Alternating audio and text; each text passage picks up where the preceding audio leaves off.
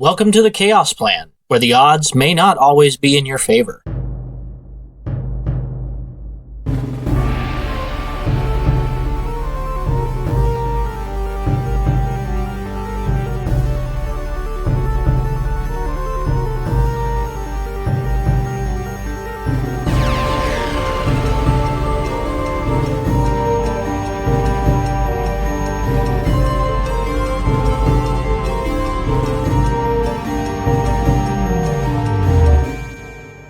Thank you once again for joining us for another episode of the Chaos Plan, where the odds may not always be in your favor. We are in part 3 of Braydon, the TPK DM, taking us through this marvelous adventure. So I will go ahead and give Braydon the reins of DM. Hello, everyone. Previously, where we left off, just for you all, you had inquired about the drug known as Scorch being distributed throughout the docks and then into the city. You had word from Matron Marjorie of the Lightwater orphanage that she believed one of the gang leaders within the docks was responsible for bringing it in and selling it. Upon doing some research and investigating around, you had come to the conclusion that maybe it wasn't Bromwell Midnight Mine of the Ode, the Dwarven gang. You had cased out the docks and talked to a dock worker of higher up in the order and found that Taruk Steeljaw was bringing a shipment of something in the evening, but you decided to take it straight to him anyway and found him in a back alley where he was trying to mug a nice peasant, and you took the battle right to him and ended up killing him, I believe, in the street, taking his enchanted great shovel of sorts. Whoever took that, I put the stats up on Discord for you to look. But that is where we'll pick up now, as you are currently still standing in the alley. The body of Taruk and his henchmen are still around, but you have, I believe, spared the dying on one of the henchmen, the last henchman to be killed, or downed anyway. Did we interrogate him last time? No, there was no interrogation. They were trying to sort of rob someone, but then upon them actually getting a hold of this merchant peasant man, the rest of the henchmen sort of set up a perimeter to look out, and you guys came around the corner without the right stealth to remain hidden, and they sort of met you in the middle of the alleyway to duke it out, but things got deadly quick. Right. Yeah. My only worry mainly at this point is, one, my hands are covered in blood and gore, and two, we're going to look pretty obvious running out of this alleyway with a giant blood-covered shovel. So, whatever you guys think is a good idea, at this point I'm kind of in follower mode. I think my crow was still out looking around, but I don't 100% remember off the top of my head. I think we had him scout, but It's sitting up on top of one of the warehouses nearby now. It was it pretty much followed Taruk to this alleyway and then sat down, and you guys pursued. Yep. That being said, don't we have the ability prestidigitation, clean up all this blood problem? Ooh, good idea. Yeah, we could spend, 6 seconds per cast, one person, so we could spend, 24 whatever seconds it takes to get us all cleaned up enough to get out of there without being caught if somebody has it. It seems like a good use of our time. I'm just double checking if I have that on me as a cantrip. I don't. I believe one of the... Oh, sorry, go ahead. No, I don't have that. Although I'm just... Oh, no, I do. As part of my background, I do. Nice. I do not. I do have spare the dying, and while you're doing that, I'm going to be using mending to make sure all of our clothing looks like pristine. Very nice. Cherno, when you went down to spare the dying the body, I believe if I remember correctly, upon that henchman's body was a torn and ripped little owlbear, teddy bear, sort of doll thing. Matched one of the ones we saw in the children's home. Yes. Upon looking at it, it appears like it's just been ripped open and just everything's been tossed out everywhere. Ripped open like someone maybe was storing drugs inside it? That's what I'm thinking. Roll some sort of storing drugs inside check. Investigation. Oh yes, I took give this us an with my investigation. class. It's a good thing I have proficiency in that. Yeah. I don't. Yeah, mine's only a 13 for it. So Okay. I got a nat 1 on that roll, so I have no idea. Taking a look over it, you don't find any small fragments of drugs within the ripped teddy bear. The owlbear teddy, sorry. You do sort of look at it and you see some like loose stitching and stuff like that. And it looks like the back of it has just been like clawed into, then ripped open, and then things have been torn out of it. Can anybody else want to maybe take a Yeah, look can I at check this? if there's like? Can I check and see if there's like a compartment in like that was maybe in the bear to put something in there, or whether it was just Sure. like shredded open? Yeah, I had a 13 on my check, but yeah, I'm pretty sure that I would make the assumption that there's shit stored inside of there, and we should probably go back to the orphanage. Is that an investigation? Yeah, go for it. That's not gonna help. That's a 7. Sorry. No, there's definitely no hidden compartments within it. It just looks like You're a lot telling of me the there's not a stuffing is- trap in the teddy bear? Yes, you release a fireball onto your party. The classic owlbear teddy trap. But looking in it, I'd say, Bob, with your 13, it doesn't look like there's enough stuffing around and left in it, whether it's just been torn out with whatever was, or when the guy just tore this owlbear, or something was in there and then he took that out and now there's just a leftover smaller amount of stuffing that wouldn't actually fit within a proper teddy. Gotcha. That's kind of what I assumed at this point. But yeah, no. Maybe it's time to ask this guy we still have left. Have we looted the other bodies? Checked in their pockets if they have, any illicit drugs on them? I haven't yet. I've got serious guilt issues, so I'm gonna leave most of this to you guys. I will do that then as soon as I'm done. Rolling Yeah, I will up my also- battle standard and securing it with cord. Sure. Give us a investigation check. All right. That is 10 for me. I got a 7 again. Okay. Looking through their pockets, it doesn't look like there's any drugs stored on them. You did find a small amount of coin within their pockets that you aren't sure whether they stole or maybe they dealt drugs and got coin, but considering they were just coming out here to rob people, you assume maybe they've taken it from someone or some other transactions happened. I'd be willing at this point to contact a cleric of justice and point out where that manhole was or that sewer grate or whatever it was. Point that out as, hey, these pickpockets came out of there. You may want to station somebody or something. Okay. Oh wait, can I take the bear for a second? Yep. I take the bear. I'm gonna cast mending because I would know that mending doesn't actually add any new stuffing, so I'm gonna cast mending and see if it mends like a pocket.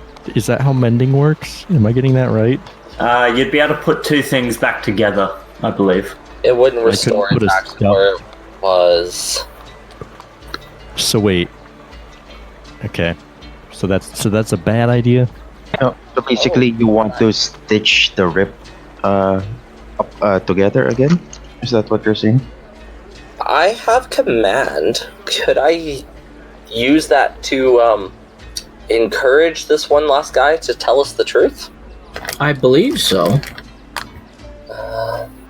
Because I was just very quickly looking up words that would be a single word that would encourage someone to do that. And testify means to speak the truth. Okay. He's currently unconscious, and without the sort of assistance of healing with any means, he'll probably be unconscious for the next few hours. We can fix that though. Yeah. Let me do cure wounds at first level. So that's 6 points of healing. Okay. As you press down onto his chest as he's laying on the cobbled street, his head suddenly spikes up and he spits some blood, just sort of like blinking his eyes rapidly and looking around. Who are you? I'm like, yeah, we're not going to play this nice way. I cast command. Okay. And I will just powerfully say, testify! Alright, I think there'd have to be like a pre-triggering sort of question before you just testify, because he doesn't have a true knowledge of what he's testifying about. Yeah. So before we ask him, just tell him. Do you know anything about the Scorch? Were you guys selling it? I don't know what you're talking about. I shout out in anticipation of Cherno's command or whatever. I shout out, "Tell us everything you know about the Scorch." And why the owlbear? I just kind of throw in. I don't know anything about that. Can I make an intimidation check? Sure. Would you say insight there as well? Yeah. I want to do. Cherno wants to do an insight check. I got an 18. I'll do thaumaturgy if I can do the help action. Oh yeah, sure. And I got a 17 on an insight check. Okay, so Cherno, immediately with what he just said, there's definitely something he's hiding. And when you threw the owlbear teddy down in front of him, his eyes opened up a bit and he looked a lot more concerned. Bob, you scream towards him, and this deepened voice that Alsaphat is helping with via the thaumaturgy, and you see his eyes just sort of widen. He like scoots back a few paces on the ground with his hands. He's like, if I show you, I'll die. Please. I just look around. I'm like, look what will happen to you if you don't. I'd rather. I mean, come on, we don't need to play this game. You know, I mean, we saved your life once. We don't have to do it twice. I need a. If I tell you anything, I need a cart out of town immediately. Yeah, we can totally do that. Tell us first. Is that a deception roll there, Alsaphat? I mean, we can. We won't, but we can. He rolled a 3 on insight, so I won't even have you roll on that, Alsaphat. He's just like... yeah, if you promise, honestly. Kind of looks around the street, making sure no one's nearby, looking up to the rooftops, making sure there's no one listening. He sort of leans forward towards you and is like, "Is there a new player in the docks? I don't know much about them. They came in just before the festival. One of them's really theatrical type, you know. Not many of them, just a couple. One, big hat, elven fellow, and then there was this weird lady with white face paint and some weird fluorescent coloured clothing." Huh. roll a history check. Yeah, does that remind us of any of the any of the people that the matron mentioned to us? None that she had mentioned, no. That's a 19. Okay, so remembering back the last few days, when you were walking down the road of the central, sort of from the docks to the center of town, you remember entering into a strange funhouse carnival where the man at the front had a large hat and was elven, and the lady in the back tried to get you to give a strange powder to someone, but you won a game of chance and instead were given a favor by her, one Mother Maggot. The things that he said lead you to believe, and the fact that she tried to get you to give someone drugs, may lead you to believe that perhaps these are the people that are either supplying it or they're the new players that are within the docks.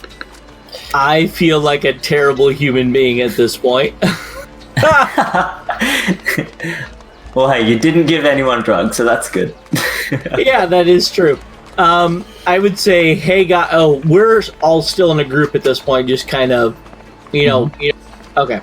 Yeah, I would just say something along the lines of, hey, guys, I may have met somebody that gave me a favor at some point, so we can use that favor if you want to totally end this craziness, if that's okay with you guys.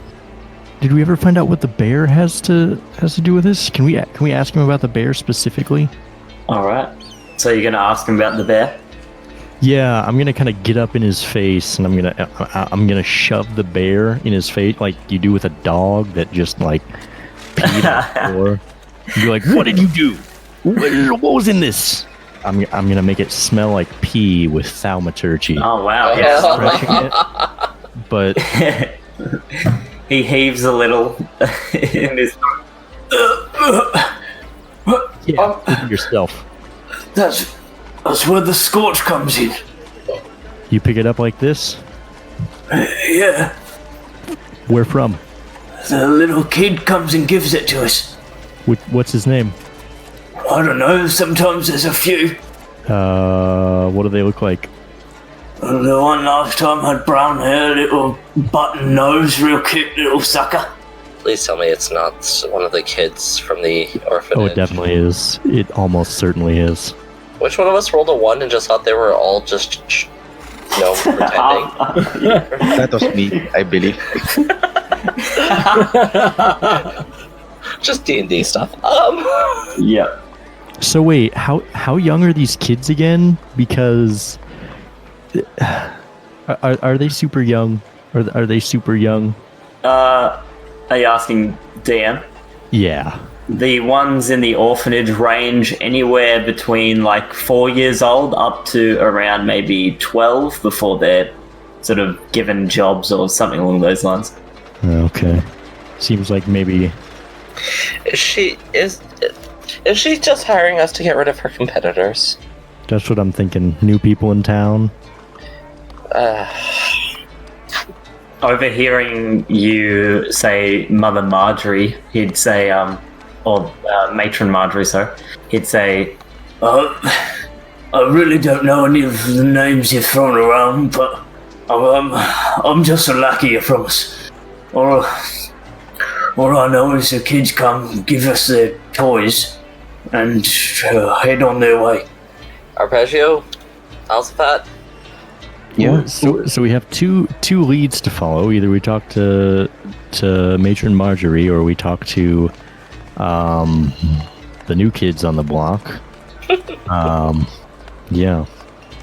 Honestly, despite all the crap that may be going on, I think Mother Marjorie would be the lesser of the evils, for lack of a better term.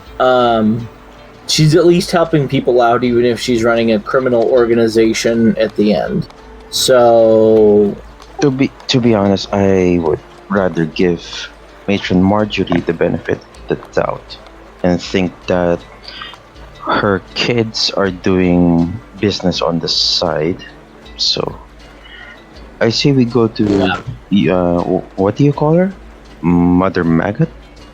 Yeah, Mother Maggot was the circus performer that was at the very end of the circus tent thing, and I have a favor that I can use with her from the or until the 27th of planting. So if we don't have to use that favor, I'd rather not. But I mean, if push comes to shove, we've got that favor we can use, and she seemed pretty ridiculously deadly. Her name was Mother Maggot after all. So yeah, we can go from there. If you want, I'd rather interview the orphanage person, and we can decide from there what we want to do. Should we bring this guy with? And that way he can just point out some kids that... No. Just... I need to go downtown. One sec. I'm gonna pull everyone but him aside. Yes, ignore the suffering in the background. You see him try to get up and begin running away. He rolled a 7 still, so yeah, it's very obvious. He's very wounded and is trying to hobble away as quick as he can. I'd let him. I'm not going to make any efforts. I would stop him if we had to. I would stop him. It's like running after a child who's trying to make a break for it. You just sort of do a slow jog up next to them and then just put your arms on them. And he's just like, oh. Yeah, I was going to say, in the same voice that I say, time out, I would totally say, enough, stop. He's like, you're gonna get me killed. I'm going to say, hey, if you stop and you listen for just a minute, we will totally get you out of this. But if you don't stop, you're going to have to take a nap right now. I mean, you're going to have to take an axe to the neck right now. Cherno just has his head in his hands, like, oh my god. That escalated real quick. I prefer the nap over an axe, but I mean, I'll stop. Alright. Yeah, my dad vibes are totally overflowing at this point. I am the daddest dad with cargo shorts and a pocket. Give that to mommy, sweetie. Sorry, Amelia. No worries. Okay, totally ready to go. So, or do we want to go investigate another one of the gains first and see if we get some matching stories? Yeah, there's that shipment coming in. We could, does your crow see anything? My crow has got a pretty decent stealth if we need to have it scout.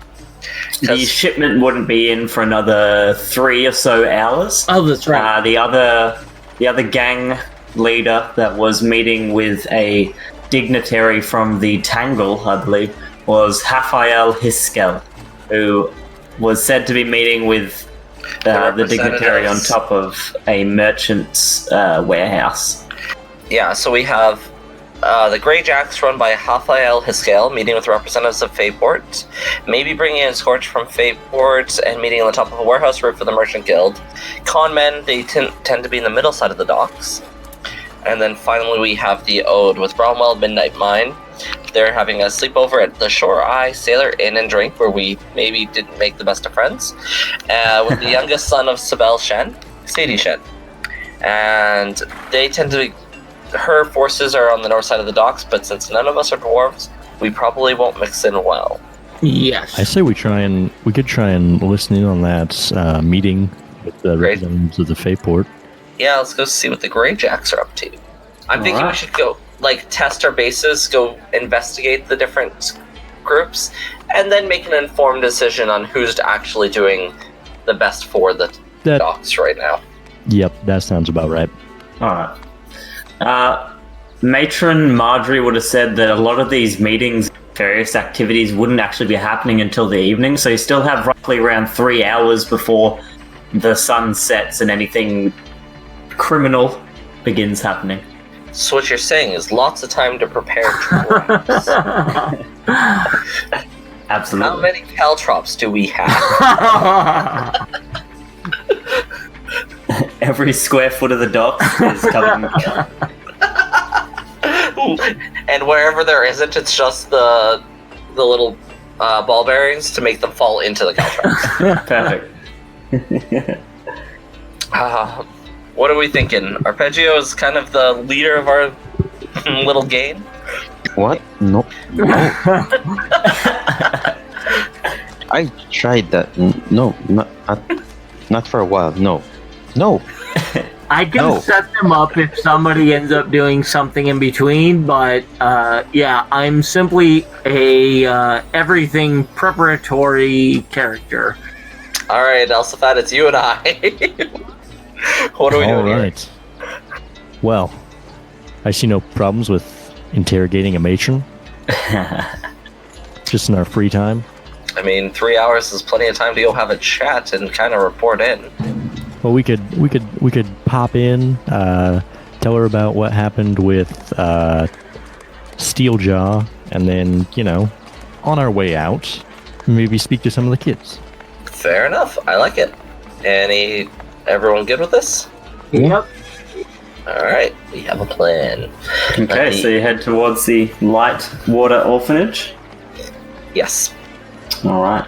Traversing across town, you see a number of other children running about with their little toys, all happily running and laughing with each other. Can I casually pull one aside, just be like, "Hey, quick question for you." What is it, mister? I was not ready for that. Neither was I. Neither was my throat. Where are the toys coming and going from? And kind of hold up the owl bear and be like, someone lost this one, and we're just trying to find out where to return it to. Oh, that's really sad.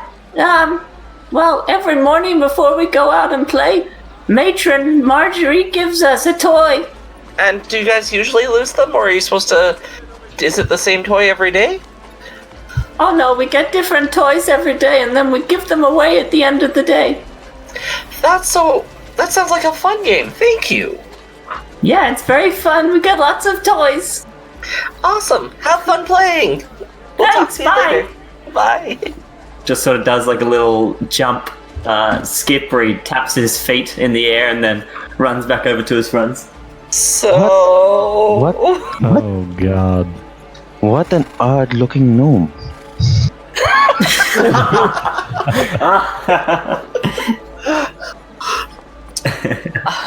Yes, and two, we might have a larger problem. I have questions now, and they're not good ones. It's seeming less ambiguous now. Yeah, I'm kind of glad I asked the kid. Alright, so you head back, continuing to the Lightwater Orphanage. Yeah, I think so. Yeah. Alright, so it takes you another 5 or so minutes to make your way over there. You see the 2 doors open, children coming and going, laughing and having a great time, and you see at the door waving and sort of motioning her hand over to the kids, smiling, is Matron Marjorie. He's like, Oh, have a good day now, my children. Be careful out there. I'm sorry, I forgot her voice, and it's still amazing. So well done. Holy cow. Oh, you're back. Did you find out anything? Oh, quickly, come inside. Yes, matron. It's important we speak to you privately. Absolutely, come in. No problem. you see her sort of turn around quickly, waddling through this open way and opening a door that leads to a larger sort of expanse. To the left, a large kitchen with a huge dining table where lots of, some children now are just sort of sitting and playing card games and things like that. And off to the right, a set of doors that you only assume to lead to different dorms that house the children. There's also a stairwell to the left as well that leads up to what you'd assume to be like a private room for her. As we're walking, you just hear Cherno be like, "Oh, that's where the money came from." Oh. Did you say this out loud? Yep. The "oh" I do, and then just gotta cut it off there. Just quite obvious on my face, though. Like that. I figured something out, and then I'm so dumb. She says, quickly come up the stairs. There's a little library up there, and a classroom too for the children. I don't think any of them will be in there doing any study. They're out playing today, having a good time. so she leads you up some stairs, opening a door, and you see a large library in front of you with a study desk. And then to the right of that, through a little doorway, is a classroom with lots of seats set up and a chalkboard across the way. She kind of leads you in. She's like, okay, doesn't look like anyone's in here.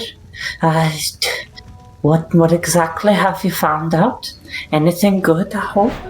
How are there windows in this classroom? not in the classroom, no. In one door, right? Yeah, just one doorway out. I will be standing by the door. Okay. Do either of you have your spears out? No, I'm using my battle standard as a walking stick, so. But Perfect. My sword is sheathed right now. I'm going to quickly take advantage of this plan I've been waiting days for, and go spear us the details. What's the deal with the kids running around with the drug stuffies? I'm sorry. I'm gonna throw the teddy on the table. Oh, don't tell me someone's lost their toy. No, it made it to its intended recipient. What do you mean? Can I insight check this one? Yeah. Sure, go ahead. 18. Okay. Nat 20. All right. She rolled a 20, deception, but not a natural 20. So you see definitely through a very well-kept facade that she's keeping up that she understands and knows what you're talking about and has a lot more information to give, but she's doing her darndest to try and keep it concealed at the moment. All right, and only because of that roll, then I am going to be like, what's actually going on? Testify. And with the word testify, I apply the command spell. Okay. I believe she needs to make a saving throw. She does, and I really hope she fails it. Is it a wisdom? I'm just double checking. You speak one word command and succeed a wisdom saving throw. Only a 9. And I believe it's 8 plus my... Either way, I think it's... Yeah, it should be good because my wisdom modifier is a... Or that spell. What does that spell use? What's your spellcasting modifier? I'm a cleric, so... Yeah, wisdom. It's gonna be wisdom. Oh, I have a +1 for that, and proficiency is a +2, so it would be a DC of 11. Alright, she failed. Cool. She will say... The drugs are being made downstairs in the basement where I told you someone was living down there. There's no one down there. No. Well, there is someone down there, but you got to be careful. And why did you hire us? I mean... Now is it only one round of compulsion? Duration 1 round, yeah. Okay. Should say... I'm just hoping she'll not notice that she's magically no longer has to. She'll sit down in a chair and sort of bow her head low and say, Oh, just to clear out the competition. I'll just tear up the contract we made with her, because this is completely null and voided it. As the magic sort of fades, she kind of blinks a few times and looks up and says, Oh, I didn't mean to cause any harm to the children. Honestly, I thought maybe pairing with them would, maybe clear up the docks a little. From what they said, they were going to help us. And look at all the money the children get, all the nice toys, and I'm sorry, I didn't mean to cause you any trouble. Yeah, insight. Again. Insight check. Yeah, I want to know if she's really. She's acting like she's innocent and no. No, that's a 9 for me. So no. All right. It appears as if she is sorry, has general concern for the children in this sort of situation. I'm sorry. I wouldn't go downstairs into the basement. They're in there. He's in there. Who's he? This weird man had, I don't know. He's very dangerous. They said they'd hurt some of the children if I told anyone. Can I insight check that? Sure, go ahead. I got 11. Okay. Again, very hard to read her in this moment. She's crying, trying to sort of keep her face hidden through her hands, and you see some sort of tears pouring out the sides. Well, I think we're done here. I agree. Let's go down. Let's go down to the basement. No, please, one of you help me to stay here with me. I'm worried. What if they start hurting the children? Who's they? You know. Them. Do they have children down there, like as hostages? Not, I hope not. Not that I know of, anyway. But I mean, there's children all through the orphanage right now. If one of them comes up here, they could hurt one of them. How many are there? I think just the 2 of them. Are both of them down there now? I don't know, I can't be certain. Are they the 2 of them? Is it an elf with a large hat and a woman with white face paint? Yes, that's them. They're terrifying. Horrific, even. Is there by chance maybe a second entrance to this basement? No, only one. Shit. What were you thinking? It's ambush? I don't know. I can shadow step. Or what is it? Misty step, sorry. Oh, Mr. Bob, I believe you said that you have a friend that helps you scout things. Yeah, Perhaps familiar. You can send him to the place that you know they would usually be in to see if they're there.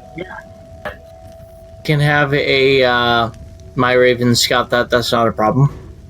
Just make sure that both of them are not there. So if both of them are not there, they're probably here. Hopefully. Yeah.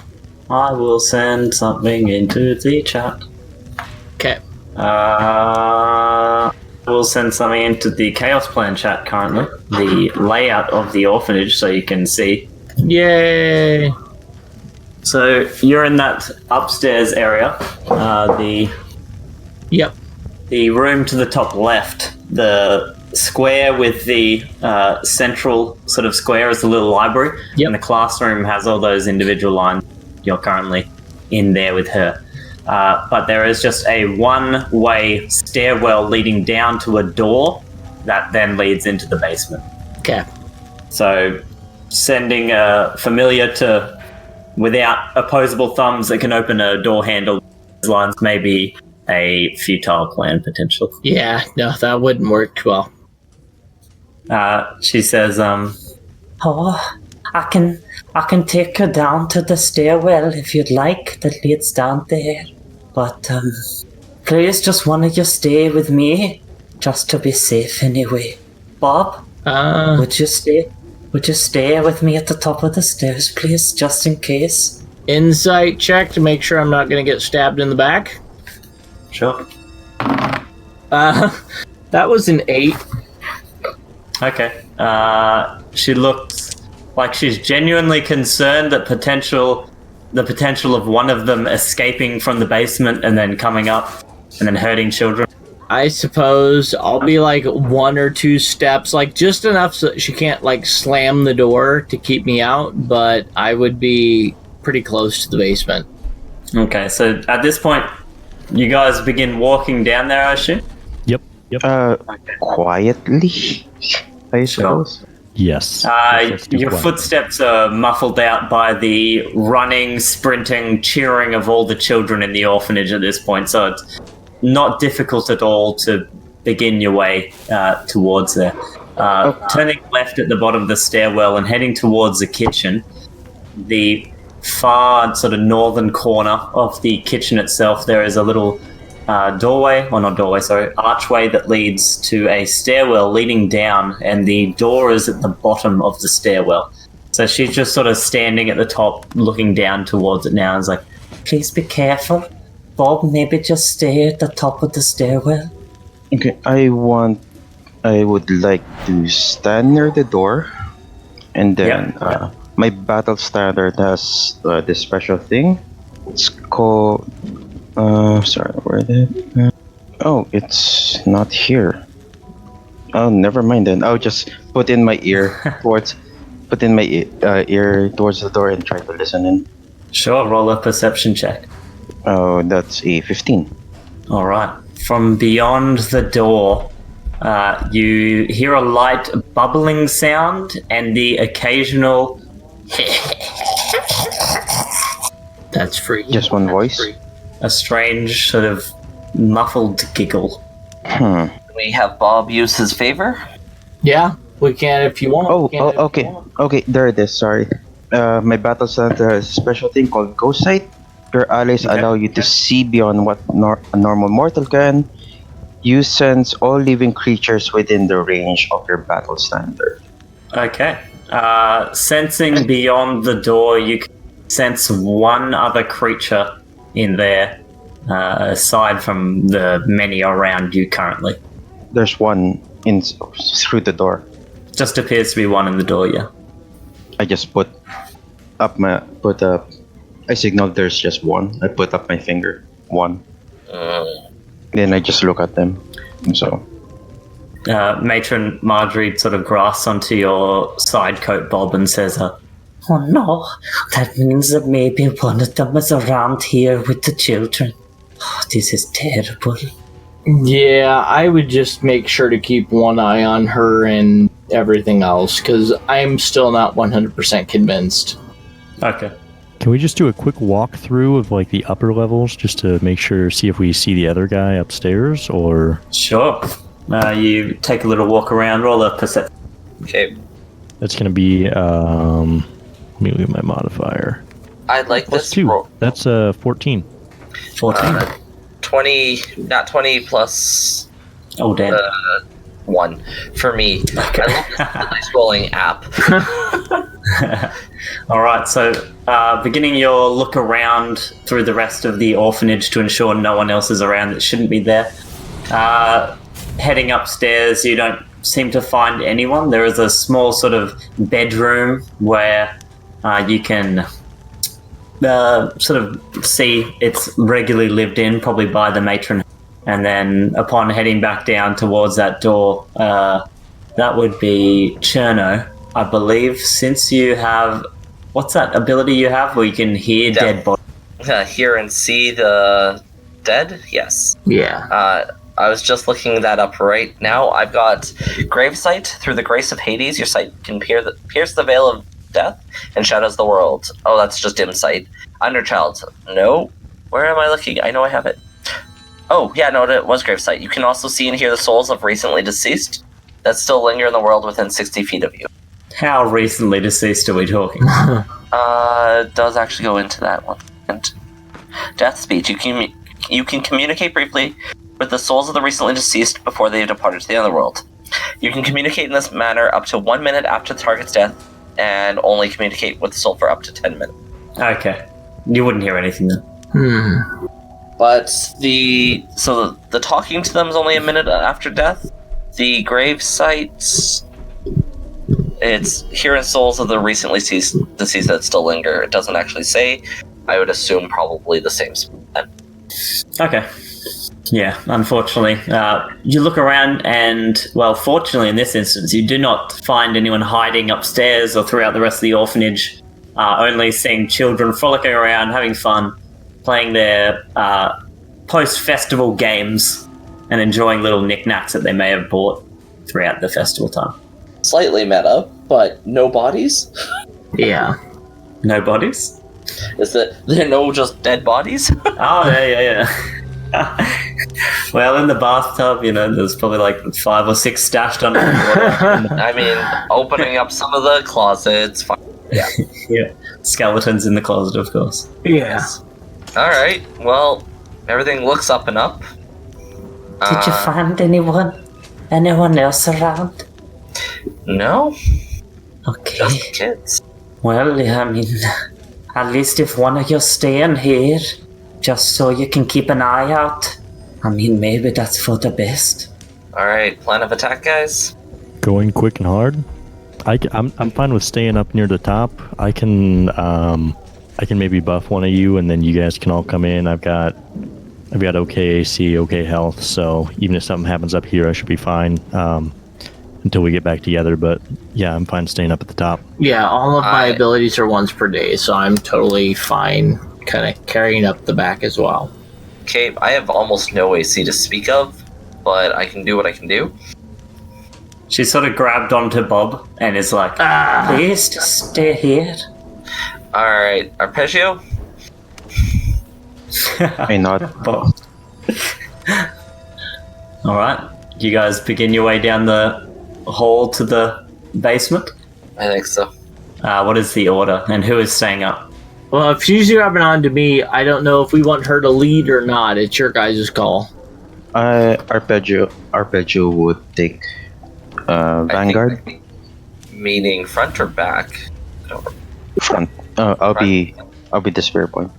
Okay, I'd probably follow Arpeggio, and then I think it's going to end up being Dave and Bob. Yeah? Yeah, because I'm kind of leading her down, so yeah. Yeah, And I'll Dave, give you. are the reinforcements.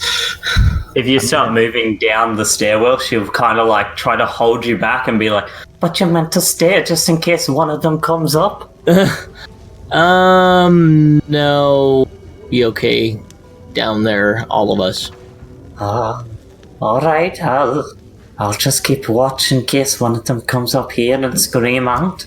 Yeah, my only worry is splitting the party and not having, I wouldn't feel comfortable leaving you guys totally alone. Yeah, that's fine. I'm gonna cast Shield of Faith on Cherno right now.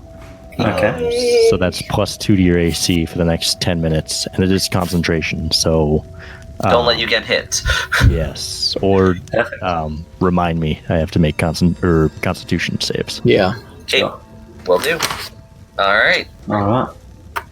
So heading down the stairwell, unsurprisingly, the door at the bottom of the stairwell is locked, leading into the basement. Okay, I'm gonna try a hearty kick. Alright, roll a strength check, or athletics. I will assist. Alright, with advantage. Are we rolling individually, or am I rolling with advantage? Up to you. If Are you you want to the help roll action, or do individually, you wanna- or one roll with advantage. Rolling individually is basic advantage, I think. I got an 18 and a 20. Oh wow. So as you take a few steps down the stairwell, sort of getting a bit of momentum, and as you hit the flat, you push your leg forward, completely buckling the door and sending it flying off the hinges and into the room. You see what almost looks like a laboratory of some sort. A number of sort of flasks being warmed with fire, small sort of localized fire over in the corner on a large sort of semicircular table that stretches around the edge of the basement. You roll a perception check for me as you... All of us, or just the one? Just the two people at the front, so Dave and Alsaphat and Appegio. Okay. Natural 1. Nice. Oh, that's a 17. Okay. So, as your friend busts down the door and you see this all, you can see sort of stuffed underneath the bed, what appears to be, you see 2 sets of feet sort of sticking out from it. Alright. Thus the only one in the room. I take one ankle. I approach and take one ankle. Wait, you take a set of feet? I take one ankle and pull. Yeah. Okay. Wait. Is the set of feet standing or is it just sticking like? No. It looks like there's dead bodies underneath the bed. Okay. You hear Oh no. from the barrels behind you as you enter in. Bob, Yes. as you are going down last, you hear a voice echo from behind you and say, Your favor is complete, Bob. Jesus Christ. You entering that room last is the favor.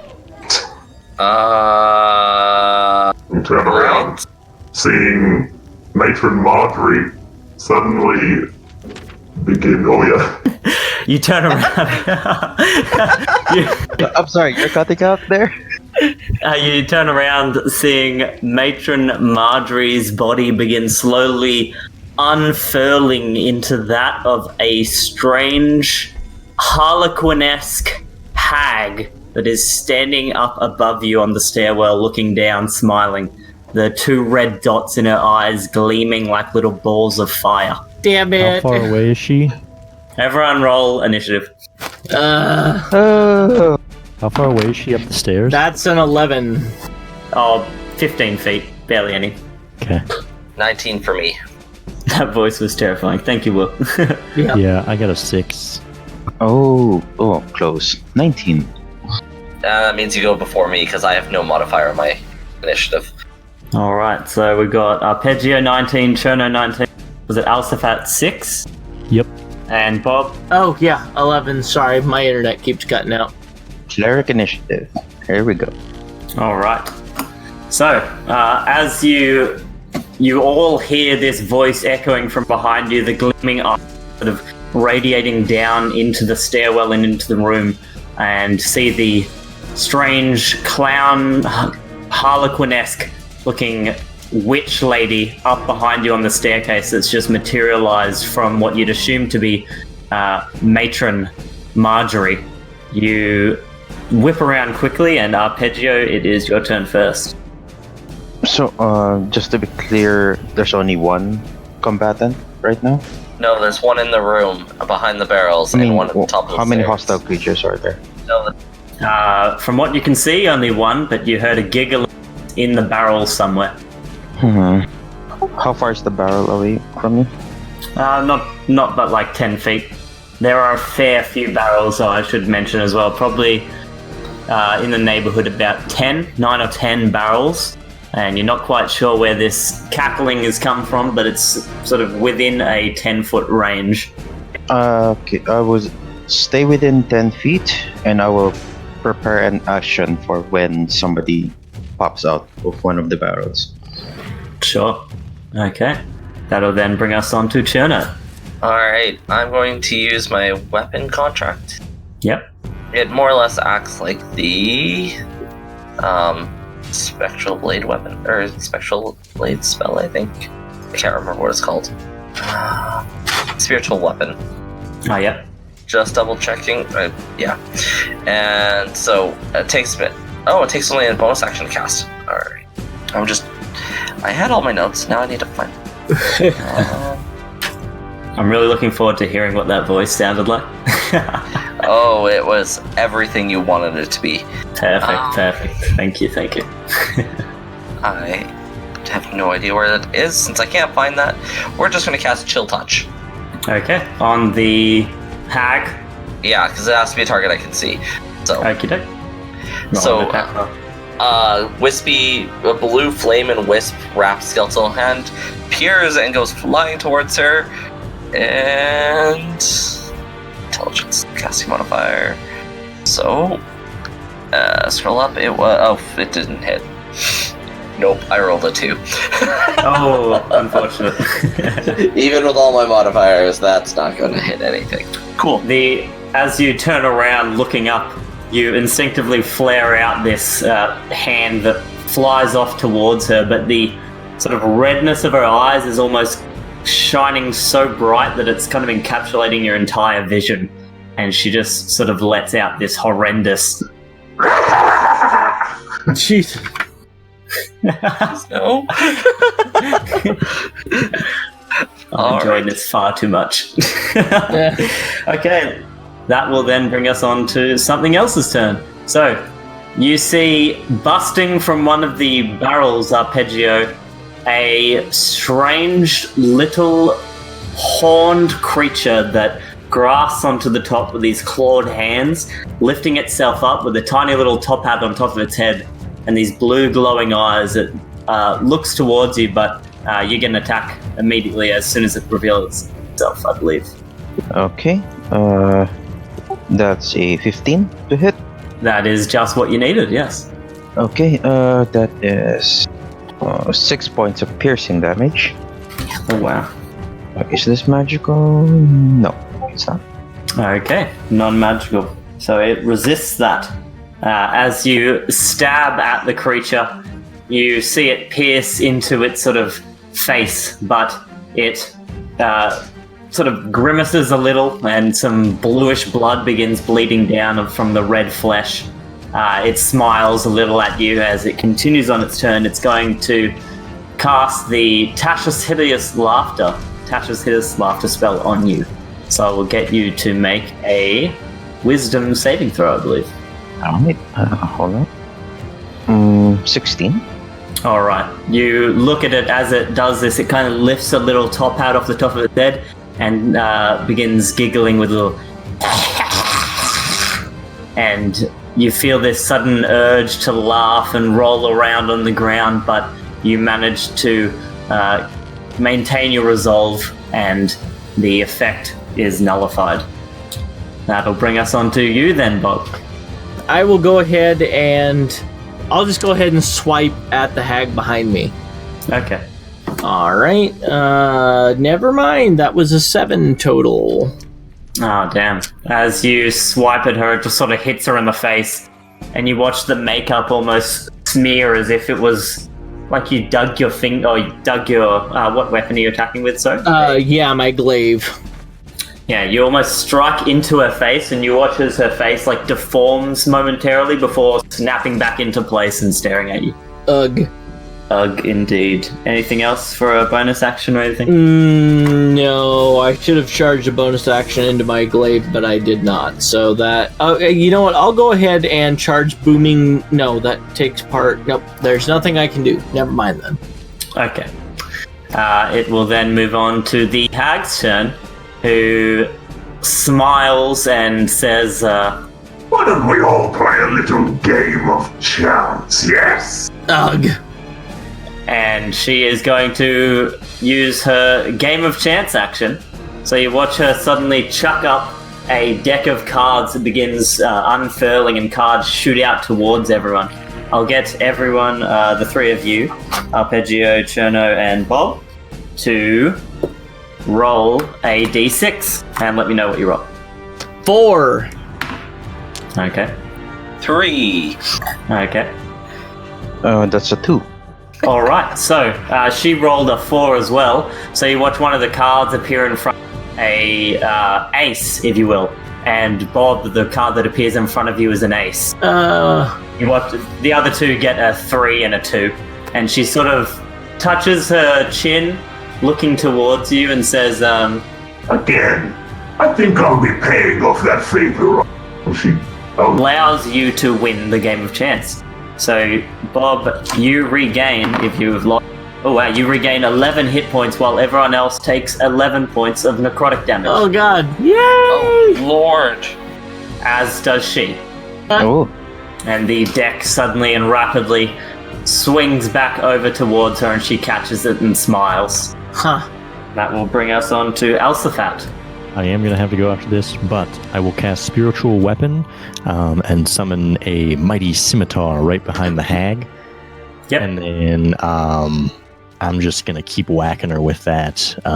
Okay. Remainder, but I will have to go. So right. Someone just roll that for me. I also have a Warhammer and 2 more uses of Cure Wounds. So feel free to set up. And Okay. I got 16 to hit. That hits. All right. Oh, God. That's 10 points of damage. Oh, wow. D8, and it is force damage. Oh, yes. She cackles out with pain as the spiritual scimitar slashes into her form, and you hear some of her bones suddenly crunch as she sort of deforms off to one side before they sort of click back into place, and she looks forward down the tunnel once more. All right. Awesome. Okay, I'm heading out. Thank you, guys. It was awesome. Hold on. Thank you. Alright, thanks for paying. Talk to you soon. All right, that will bring us on then to Appegio. Ooh, I will. Hold on. No, I will just do a. I will attack again with my battle standard. Trusting it. Oh, no, that's 12 to hit. All right, that misses, unfortunately. Watches it ducks back inside the barrel that it crawled from, and you just stab into its hat. And as you retract, the hat is on the end of the battle standard. Okay, as a bonus action, I would use open fire on. Who used it before? Open fire on Cherno. Okay. What does open fire do again? You can immediately make a ranged attack or cantrips if perfect. you have. Okay, that's a critical success. You get a +5 to hit. +5 to hit. Perfect. I will use Sacred Flame on it. Oh, very nice. You can see it now, and I have a small suspicion that might be a good damage to it. I believe Sacred Flame's a saving throw, is it not? And dex saving. So am I able to use that or a range attack? Oh, I don't think so. It needs to have What an you got? attack roll. Yeah, attack roll. Okay, then chill. We will just chill touch again. Cool. Yay! It kept rolling. 22 to hit. Oh yeah, definitely. Nice. D8 necrotic. 6 damage, and it can't regain HP until the start of my next turn. Oh wow, awesome. So, dang, good combo hit. The hand grasps around her throat and begins choking her. She lets out like a little muffled hag giggle underneath the sound of the necrotic sizzling at her throat. Alright, that'll then bring us on to Cherno now. Your turn. I'm going to cast Prayer of Healing, I think. I think Prayer of Healing's a minute casting time. Oh, 10 minutes. Yeah, that's not happening. Cure Wounds it is.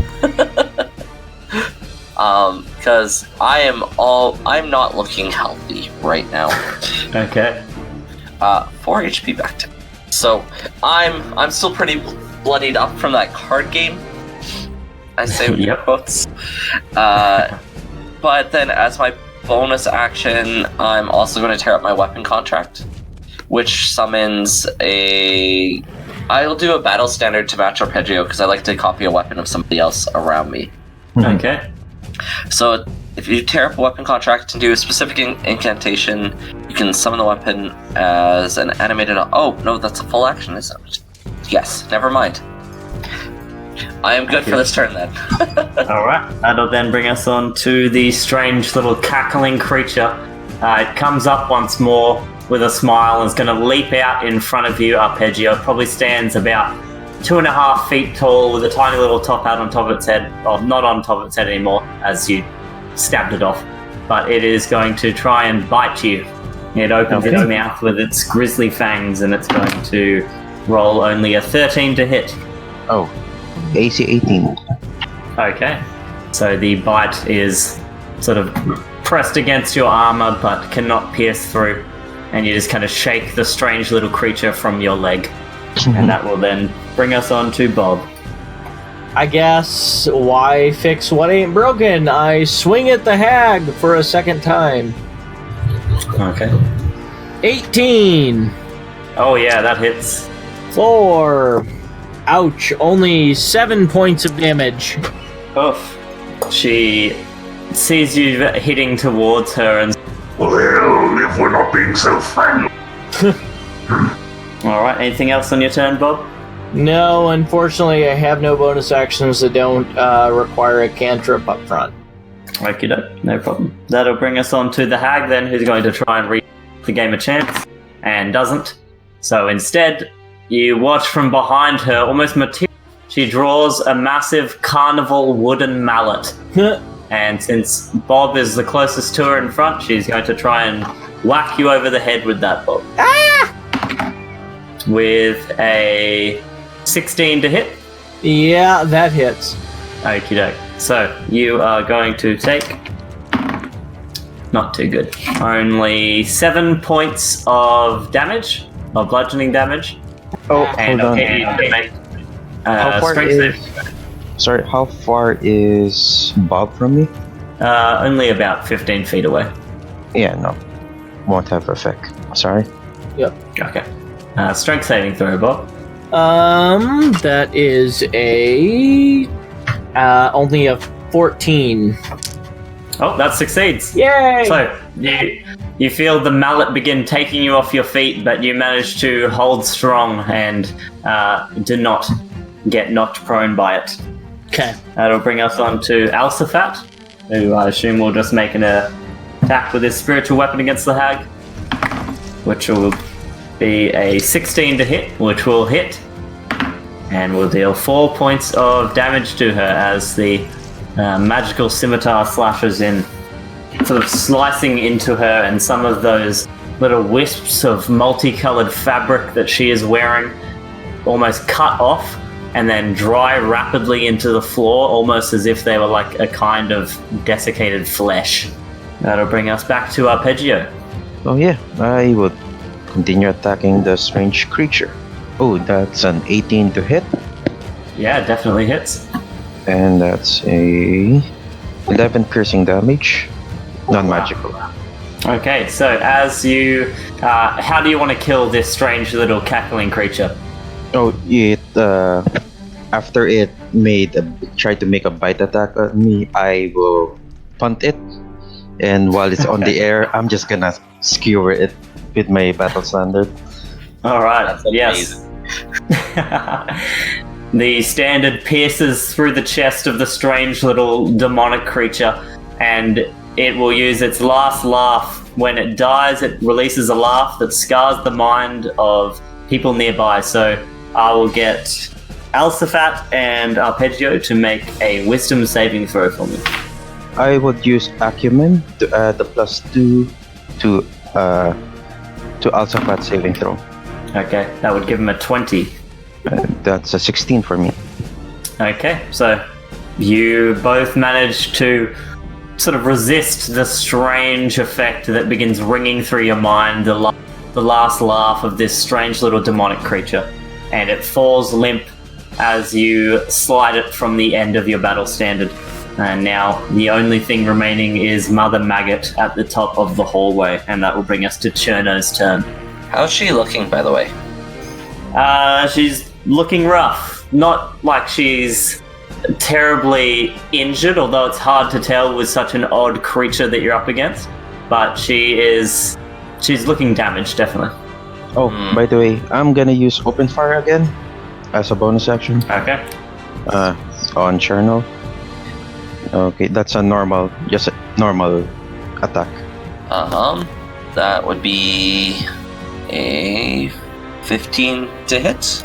That does not hit, unfortunately. One off. Alright. My chill touch just kind of flies past her this time. And she does a strange back cartwheel as it comes toward her, and she manages to duck out of the way. Alright. Then I'm back to your turn. Yes. going to make it so I can't miss her, and I'm going to cast a Sacred Flame. Alright, dexterity saving throw with a 11. Ha! DC is 12. Very nice.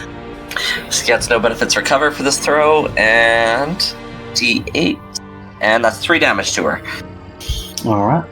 But it is radiant, in case that's helpful. As the radiant damage as the radiant fire suddenly burns around her, you watch her begin screaming and flailing her arms a bit, trying to pat the fire out, but it only grows more intensified, and she is left a little singed at the end of it, sort of looking angrily towards you, Cherno. Fair enough. I'm going to use my movement action to move a little bit further down and less and easily in her range, though. Okay. Yeah, you're currently, I believe, 15 feet away from her now. I was at the base of the stairs, so yeah, I'm going to move into the back room. Oh, okay. Sure, yeah, you're out of sight now. Perfect. Okay. That'll bring us to anything that would take just your movement, so you could do an action as well if you like. Well, I cast my Sacred Flame, so that's everything. As a reaction to the Appegio's. That was my Chill Touch. Oh, I see. Okay, awesome. Then that will bring us to Bob. Alright, since she still owes me a favor, I'm going to yell at her, "Hey, to repay me, hurt yourself." I already did, Bob. Remember that little game we just played? Ah, crap. Yeah, that was a useless favor. I'll go ahead and attack her then as normal. Okay. God, I hate having all my abilities charged on a line. That's a 17. That hits. Alright, hot diggity, and that is a whopping 9 points of damage. Oh, wow. Yeah, you see her eyes begin sort of fluttering a little, the red dying down to a more sort of deeper color as she is starting to weather a little from the battle so far. Okay. That will bring us on to her, and she is going to try and recharge her gamer chance, and she does not. And since Bob is directly in front of her, I guess... Actually, she is... she's going to cast a Vicious Mockery on you, Bob. I get you to make a... Yep, that's a 17. Alright, never mind. You hear her say, Oh, really? Not the best adventurer, are you? and that just doesn't offend you. Shrug like her. She shrugs too. That will end her turn. Alsaphat turn, I assume just the same as before, which will hit with a 17. Oh, and 13 points of damage. She is starting to look rough. Some of the sort of swaths of clothing that are hanging from her are like wriggling up and like withering a little, and it almost looks like her body is beginning to almost not turn to stone but decay rapidly as she's still standing in front of you. Appegio, your turn once more. Oh, I believe spiritual weapon is a bonus action to give a command, so I think Alsaphat still has an action on him. Okay, awesome. He'll move up and then attempt to attack her with his Warhammer. Oh, with a natural 20, but she's going to use her Whack-a-Hag ability. So you watch the floor underneath her suddenly open up as she falls down below, and moving into her place is going to be Appegio. So you and the hag swap places as Alsaphat's hammer is soaring down towards her, and suddenly you appear in front of it. As a natural 20, I assume, will hit you. Yeah, so do it. Okay, that is only going to be 9 points of bludgeoning damage. Okay. As he just sort of looks at you worryingly, and she is now down the staircase right next to you, Cherno. Appegio, it is now your turn. Okay, then I will run down and close to Cherno, and I will attack the hag. Okay. 18 to hit. Yeah, that hits. 7 piercing damage, non-magical. Alright, you stab into her. You watch her try and almost back up out of the way, but the length of your battle standard is too great for her little movement. And it stabs into her. Some blackish blood begins like oozing out around the wound and around your battle standard. And she retracts, sort of grasping onto the wound, and lets out a strange laughter, but is still standing. Cherno, Okay. turn, my friend. Oh, unless you have a bonus action, sorry. Okay, might as well. I will use a open fire again. Oh, okay, that's a 20, so critical success again to Cherno. So +5. Perfect. I'm just trying to decide what'll do the most damage. Although I'm not sure if ranged cantrips suffer disadvantage when they are engaged with the hostile creature. I'm not sure. Cherno would be still outside of melee range, so he'd be alright okay. without the disadvantage. Yeah. Okay. Just because it's kind of the easy thing to do, I will do another chill touch, and that's 12 as my straight roll, so with the +5 from him, that brings me to 17. Yeah, that hits. Cool. And that's 3 more damage. And she cannot regain health. Aha. A very nice little addition there. Yes. Alright, the hand grasps out once more, clutching onto her shoulder. The sort of white makeup-covered flesh begins sizzling and burning, and you watch lines begin popping up where her veins begin showing, almost as if the white makeup is her flesh and not sort of makeup coverage. Alright then. Yeah. Your full turn now, Cherno. I'm going to cast Misty Step. Okay. Just kind of like the darkness enravels me, and I'm going to show up at the top of the stairs. Alright. Where Appegio just left. Yep. And I'm going to cast Sacred Flame. Alright. That is going to be... a natural 20 to dodge out of the way. Dang all those barrels. Okay. Exactly, yeah. You watch her suddenly dive into one and appear from another before ducking back to where she came from. Alright, and that's my turn. Very nice. The whole time you would have heard coming from the hag. Alright, Bob, your turn currently. The hag is looking rough.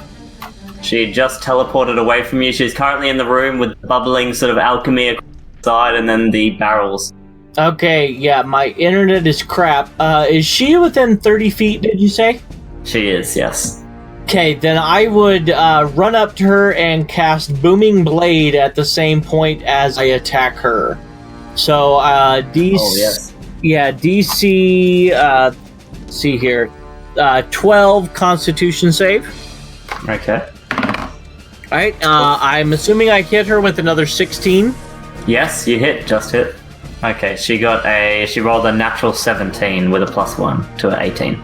Okay, then she takes the normal damage on this, so that is 8 points of damage. Oh, damn. You see the fabric that is sort of keeping her together almost begin ripping. The makeup on the exterior of her arms and face begin flaying off, revealing this disgusting sort of greenish flesh underneath. And she's screaming, looking like she's about on death's door.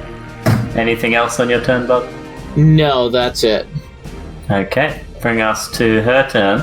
She'll try and regain her game of chance one last time probably, and does not, but she is going to pull her mallet and attempt to attack either Appegio or Bob. I'll roll randomly. That is going to be Bob with the mallet with a 21 to hit. I will use my Battle Standards feature, Spectral Displacement. We can both use our reactions to swap places. Okay, and it will hit me instead. Okay. That is going to be 12 points of bludgeoning damage, and I'll have you make strength saving throw for me. No need, because I'm down. Okay. So you fall rapidly. A huge sort of bonk sound emanates from the hammer as she wallops you with it, and your body does like a backflip and then lands flat on the ground. Very comical, but at the same time dark with the nature of this strange creature. That'll bring us to Alsaphat, who would definitely run down towards you, using an action to cast a Cure Wounds upon you. And you regain 10 HP. Nice. And he will then move his weapon, spiritual weapon, I believe 15 feet, can he not? I think it's 20 feet. Wait, let me check. Okay. It is 20 feet. I have the page open. I just also... Okay, awesome. That will just be within range for him to make an attack roll then. And that will hit. Oof. As the spectral scimitar slashes down into her, you watch as she is beginning to sort of back up into the alchemy set behind her, and she's beginning to plead and say, Wait, please, come on, just let me live. Please. that would bring us to Appegio. She is, in meta terms, 1 HP from her demise, but what would you like to do? She's backing up, trying to sort of plead with you, saying she'll tell you anything. How far is she? Only like 10 feet away now. Yeah, I'll use half my movement to get up, and I'm just gonna charge at her. Okay, make an attack. Battle standard. Oh, that's a 12. Alright, she managed to duck out of the way using the bench to push off and wrap underneath you as you stab into the alchemy set. You watch some of the contents begin spilling out, and a strange greenish powder begins pouring across the floor.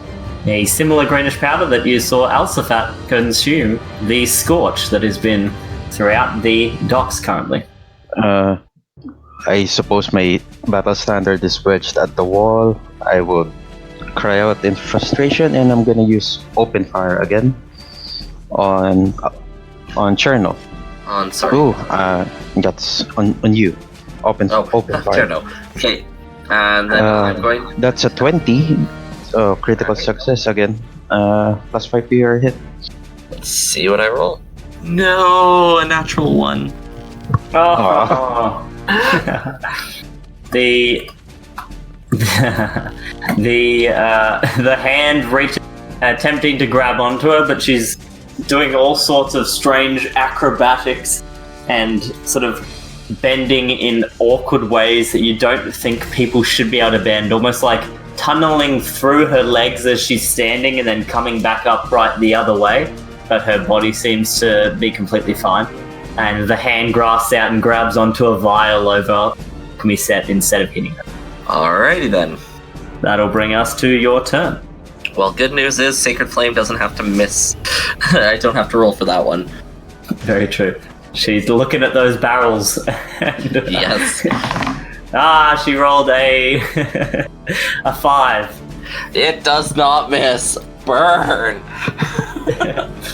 You watch as she screams with such pain as she is turned into a strange sort of greenish black goo as her body melts down into the floor and her arms sort of are the last thing to exit before turning into a puddle.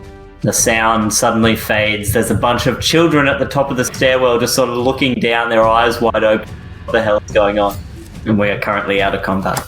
I'm just gonna collapse by the wall. Just. I'm going to first cast a Produce Flame. Yep. I can't move that around or anything, can I? I can't make it bounce or... You can't make it bounce, but you can hold it within your hand. Okay, I'm just going to kind of play around with it to distract the kids, just to maybe lighten the mood a little bit. Sure. So as you head up the stairs towards them, they see this man with a flame in his hand. I'm not going up the stairs, though. Okay. So you stay at the bottom, just sort of juggling it between your hands and rolling it around. Yeah, that kind of thing. Just kind of like distracting, and then at the end, I'll just kind of with a little flourish, just collapse it between my fingers. Their faces go from fear to amazement, and suddenly to little clappers. Some of them are like, "Wow, that's so amazing! Oh man, yeah." Cool. And because I'm not going to do that for very long, I'm going to go talk to her now that she's dead. All right.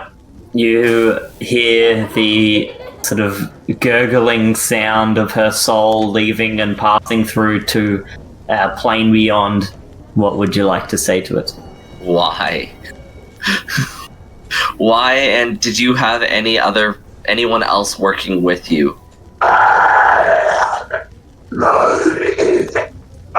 We just wanted to have a little fun. This town needs to have a little fun. Terrifying. Everyone's so uptight. Cherno's just going to give a wink and be like, there's better ways to have a little fun, and walk away. Alright, so you still see those two bodies. Oh, right, there's bodies under the steps.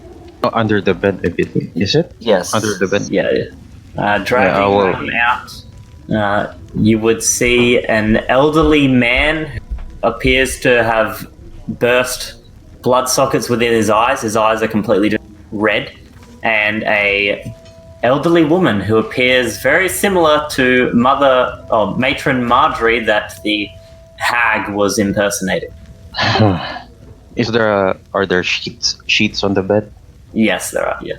Yeah, I would take the sheet and respectfully, cover the bodies up. Okay. We're gonna have to do something about that, aren't we? I think the best way is to call in the authorities at this point. I agree. I head up and start looking for what do we call them? Justice Temple. Yeah, the Temple of Justice. Official of some kind. Okay. We'll say that perhaps we can add those into... you would go and begin looking for someone while someone stayed here, looking over the bodies and ensuring the children's safety. We may have to end there, as I think Bob's internet's going in and out, but for the rest of the afternoon, we'll say that you spend your time looking around, trying to... you find some guards who bring Justice Temple officials to the orphanage. They begin looking over it, but ask you to perhaps sort someone out that may be able to take over the orphanage while you are while they are looking after the children in the interim. Mm-hmm.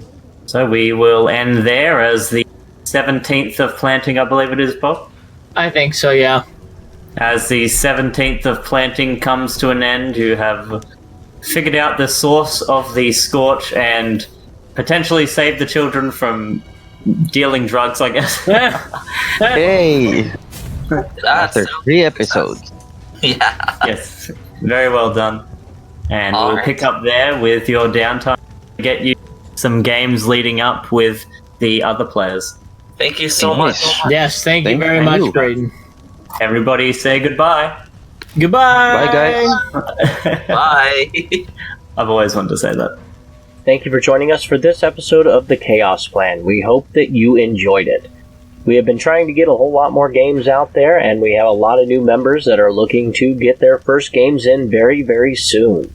If you would like to take part in The Chaos Plan, just visit our Patreon page, and you can join guaranteed. So thank you all very much, and we hope to see you next game.